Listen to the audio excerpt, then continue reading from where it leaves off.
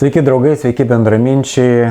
Aš norėjau Jums perskaityti vieną gerbiamo profesoriaus Eduardo Vaitkaus įrašą, kuris jį buvo padaręs Facebook'e, senoji jo paskyra buvo panaikinta, bet įdomesnės Eduardo Vaitkaus mintis aš išsisaugodavau ir patalpindavau savo Telegramo kanale. Kodėl aš norėčiau perskaityti jo įrašą? Todėl, kad norėčiau įnešti aiškumo bent iš savo pusės. Jeigu man reiktų rinktis, už ką balsuoti ateinančiose Lietuvoje prezidento rinkimuose, reiktų rinktis man, jeigu reiktų rinktis tarp Eduardo Vaitkaus ir Erikos Švenčionienės, aš vis dėlto pasirinkčiau Eduardą Vaitkų. Kodėl aš jį pasirinkčiau? Aš senai seku jo pasisakymus ir tie aušriečiai, kurie man priekaištauja, kad va, žiūrėk, buvo pirma Erika Švenčionienė su savo programa, pirmiau buvo Teisingumo aušra, o Eduardas Vaitkus neva nusikopino tą programą, visus tos programinius teiginius. Aš manau, kad tai yra klydesiai. Aš žinau, kada Drąsos kelio partija ėjo politinę padangę, aktyviai pasisakydavo Eduardas Vaitkus, yra net seni jo įrašai išlikę YouTube, galite paklausyti. Jis kalbėdavo apie tos pačius dalykus, kas yra svarbu Lietuvoje ir galima sakyti, kad jis jau senai yra Lietuvos politinėje padangėje. Tuo metu, kada Eduardas Vaitkus kalbėdavo apie politiką, aš apie Eriką Švenčionienę nieko nežinojau. Nežinau, gal ką praleidau, bet negalima teigti, kad pirma buvo Erika, po to buvo Eduardas Vaitkus, su visa pagarba Erikai Švenčionieniai. Na ir taip pat iš kitų tokių politinių žingsnių aš sakyčiau, kad daugiau solidumo turi Eduardas Vaitkus. Nežinau, kodėl Erika važiuoja pas kabutėse aušriečius, kurie dalinasi celofano klydesiais, įvairiais video, turiu galvoje Vilmantą Povilaitį, jis save pristato kaip aušrietį, Teisingumo aušros narį, nors pagal jo pažiūras arba kabutėse pažiūras jis labiau daugiau tiktų celofano partijai, kitaip kalbant, klounų partijai. Vien tai, kad celofanas selfinasi su fašistuojančiu Lobovu ir didžiavosi tom, tas nuotraukas talpino socialiniuose tinkluose, o vėliau Lobova už tai svarstė už tai, kad svarstė jį už jo fašistinius pasisakymus, rodo, kad tos klounados jų partijoje yra tikrai daug. Nežinau, kodėl tada Erika Švenčionienė pristato Vilmantą Povilaitį kaip aušrietį, geriau jį pristatytų kaip politinį klouną. Va tokie momentai neduoda tokio politinio solidumo Erikai. Galbūt jie vėliau elgsis kitaip, įgys daugiau politinės patirties ir aš jos tikrai nenurašyčiau ir su visa pagarba jai linkiu jai sėkmės jos politinėje ir geros kaiminystės toje veikloje. Taigi, Eduardas Vaitkus, noriu perskaityti aš jums vieną jo įrašą, kurį jis, kaip minėjau, padarė Facebook'e. Aš jį išsisaugojau. Konceptualus įrašas, drąsus įrašas ir jums spręsti.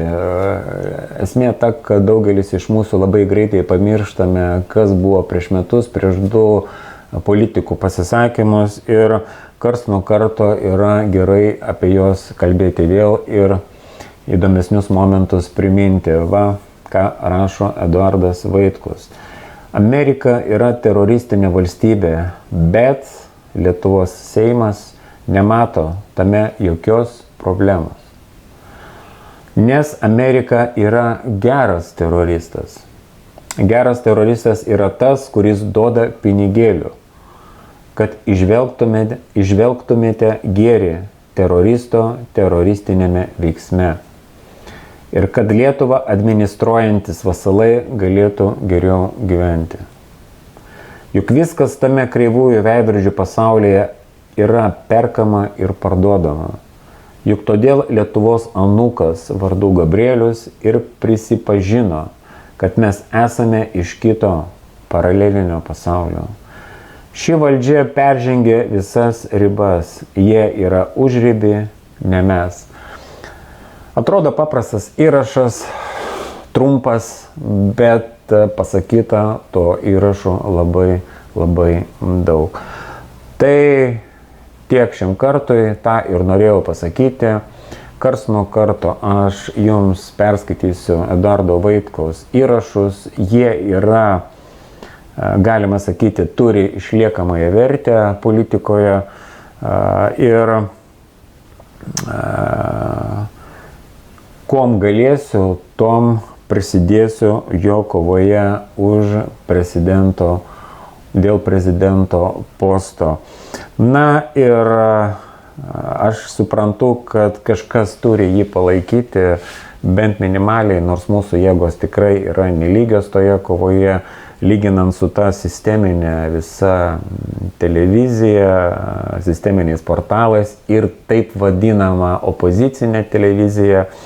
Pavyzdžiui, OPTV, kuri Janutienė kartu su Puteikiu pavarė taip riebiai ant Eduardo Vaitkaus, tokias nesąmonės. Puteikis ten kalbėjo visiškai klydesiai. Ir po mano kalbos aš įdėsiu tą įrašą, kuris jau laisvai vaikšto internete, tie Puteikio klydesiai. Tik noriu jums priminti, nežinau, kad Lietuvos žmonės labai greitai viską pamiršta, kas buvo prieš 5 metus, o jau ką kalbėti, kas buvo prieš 10 metų. Nepamirškite, gerbėmieji, kad ir Naglis Puteikis, kuris pastovus dabar svečias kabutėse opozicionierės Janutienės laidose, ir Kęstutis Skrebys, kuris vesdavo laidas pas Rūtą Janutienę, jie abu buvo konservatoriai. Jie buvo konservatoriai tada, kada Lietuvoje buvo konservatorių pačios didžiausios aferos. Dabar Kęstutis Skrebys tapo valstiečiu, kaip sakoma, pakeitė savo kailį, kiek jis dar tą kailį keis, mums tik spėlioti. Na ir Puteikis, politinis turistas, politinis klounas, vaikšto iš partijos į partiją. Svarbiausia, kad priskrėsti prie to lovio. Kaip esu sakęs, lovys mažėja, o kiaulių daugėja. Na, žmonės turbūt pamiršo, kad Puteikis buvo tas politikas, kada buvo jis Seime, balsavo už žmonių sekimo įstatymą. Jau ir taip Lietuva garsėja kaip labiausiai šalis, kuri labiausiai seka savo piliečius, klausosi telefoninių pokalbių ir panašiai. Bet įstatymas prieš 7 metus ar 8 metus buvo dar labiau sugriežtintas, daugiau teisių gavo policija, teismai, įvairios struktūros ir Puteikis už tą žvalgybos sekimo įstatymą balsavo už. Taip pat Puteikis balsavo arba nebalsavo, nueidavo į tualetą už daugelį svarbių Lietuvai nutarimų ir už žemės nepardavimą užsieniečiams. Ten pataisos buvo tokios svarbios, Seime svarstomas. Puteikis balsavime nedalyvavo, tuo metu turbūt nuėjo nusišlapinti į tualetą, kad po to galėtų sakyti konservatoriams, va, aš nebalsavau, įtikti ir vieniems, ir kitiems. Ir tokių atvejų buvo tikrai nemažai. Ir euro stabilumo įstatymas ar euro stabilumo mechanizmą buvo tokios pataisos, kurios įkalė paskutinį vinį į Lietuvos nacionalinės valiutos karstą. Puteikis taip pat nedalyvavo balsavime, tuo metu turbūt vėl buvo nuėjęs nusišlapinti. Žodžiu, toksai gudrus, bet gudriai kvailas O dabar save priskiria prie neva opozicionierių, nors iš tikro yra politinis lavonėlis.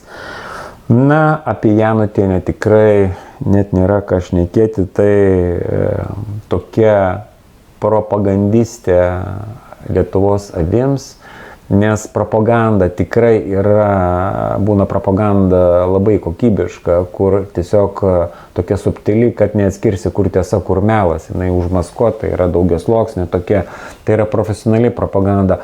O pas Janutį yra tokia labai pigi propaganda, bet kas įdomiausia, ta pigi propaganda sueina Lietuvos avims. Tai ir kiek kartų ji yra nusišnekėjusi Ukrainos tema, o aš jau nekalbu apie tai, kad ji yra ciniška, patologinė rusofobija ir net karo kurstytoja. Vat yra tokia Janutienė ir pas ją pastovus svečiai jau Lietuvai tikrai prasikaltę asmenys. Skvernelis, pastovus laidos svečias Skvernelis, Garliavos didvyris. Bet Janutienė ir Lietuvos avims visą tai tinka. Aš jau nekalbu apie skundiką Tomą Čyvą, jau nekalbu apie fašistuojantį Čekutį, bet jie save skaito opozicinė TV ir Lietuvos avims, kurios žiūri Janutienę, Puteikį, visokius Krivickus, Skvernelius ir Kęstučius Skrebius, tai tinka. Na, tokia yra situacija ir galime kartu paklausyti dar kartą Puteikio kliedesius. Tai tiek šiam kartui ir tada iki pasimatymo.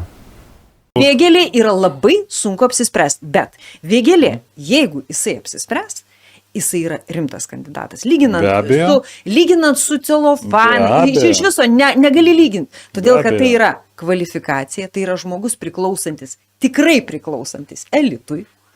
Ir gerąja to žodžio prasme. Taip, realiam elitui. Jisai matantis bendrai platų vaizdelį. Ir už jį balsuotų ne tik tai kaimo gyventojai, bet ir didmiesčių gyventojai, kas yra labai didelė grėsmė konservatoriams. Duokit jam normaliai auditoriją, duokit jam kalbėti ne minutę, ne dvi, ir jisai jums pasakys, kaip jisai įsivaizduoja Lietuvą ir kaip čia viskas gali būti.